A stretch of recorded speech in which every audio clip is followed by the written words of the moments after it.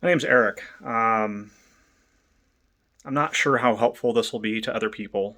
My wife, three kids, and I had a fairly substantial structure fire happen 8 days ago now. So we are 1 week into this process, and I'm sure. I mean, if anybody watches this video, you'll probably probably be criticisms of how we're approaching this or what have you. But I'm only 1 week in, and I'm no expert on how this stuff works. But I figured I just talk a little bit about the process as we know it so far. I'm guessing by the time I end this series, if this turns into a series, that I'll know. Obviously, I'll know a lot more, and the videos later on in the series will, of course, be a lot more enlightening because I'll know more.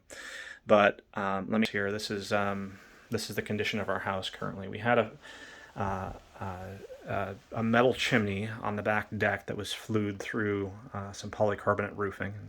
And we'll probably never know exactly why the fire started, but it started back there. We're facing, you would have seen that chimney had, I mean, obviously, since there's oriented strand board now there, you can't see it, but it lit the back of the house on fire and then the interior portion of the living space here on fire as well. The firefighters did a valiant job at putting out the fire. In the process, a lot of insulation came down and a lot of charred material. So far, our insurance company, Country Financial, has been amazing. My insurance agent, Brian Dunn, was here actually while the fire was still going and was a tremendous help to us. The adjusters have been nothing but helpful. I guess so far, the most confusing part is kind of triaging the personal possessions. So when you have a structure fire, there's lots of different categories of coverage that you have, I guess, depending on the insurance that you have. But there's one coverage for structure, another one for personal possessions. And then I guess if you start to get more nuanced, there's other coverages like the smoke remediation stuff. The remarkable thing to us is that there are certain rooms that appear to be more or less unaffected. And of course, this is our little kiddo's bedroom. And this is, it's gone. First couple of days were nothing but tears and confusion and denial. Of course, this is the kind of thing that happens to other people. But what we're looking at is, so the first few stages are, I guess, look like this, that a specialty company comes in to clear the house of course, all the debris, and in the process, they pull out the personal possessions. It sort of sounds like we get to make a certain amount of decisions regarding what gets saved and what doesn't. And once you determine, or once it's determined that something is not, like you can't keep something, that you get compensation for the depreciated value of that item. And if you go back to repurchase that item, then your insurance company compensates for that cost. Of course, I'm guessing all insurance companies are a little different. I am a home inspector. That's what I do for a living. So, of course, all this kind of hits a little close to home. And, of course, you're always thinking that I could have done more, could have done different. But this is where we are. This is our garage space.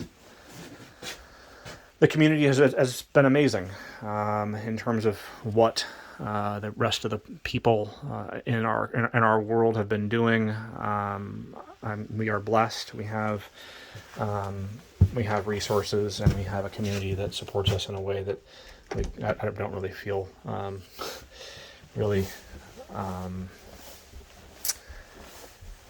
worthy of sometimes. And I guess maybe one of the things that I'd say in this video is thank you to everybody who has helped us, and we are just endlessly grateful for everything that everyone has done for us. My goal at this point is to get this home back in its condition as quickly as possible while making it as safe and as high quality as possible. So this is week one. This is after 1 week. This is the current quality and condition of the house.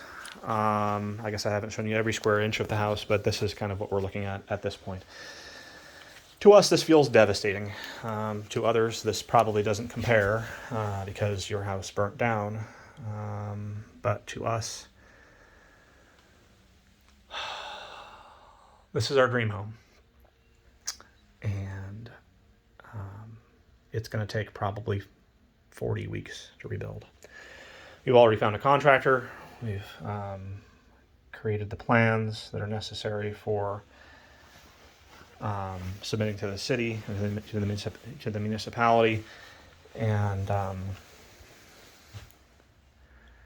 that process has already been started. But there's a lot of work left. So we're probably 1/40th of the way through this process at this point. Anyway, leave your comments below if you have any questions for me. I'm not much of an expert when it comes to this so far, but I'm guessing the further we get along in this process, maybe the more helpful I'll be to people. Really, the only reason I wanted to do this was I wanted to chronicle what this looked like, what this process looked like, so that maybe it could be helpful for other people. My name is Eric Haluzik, and this is my house.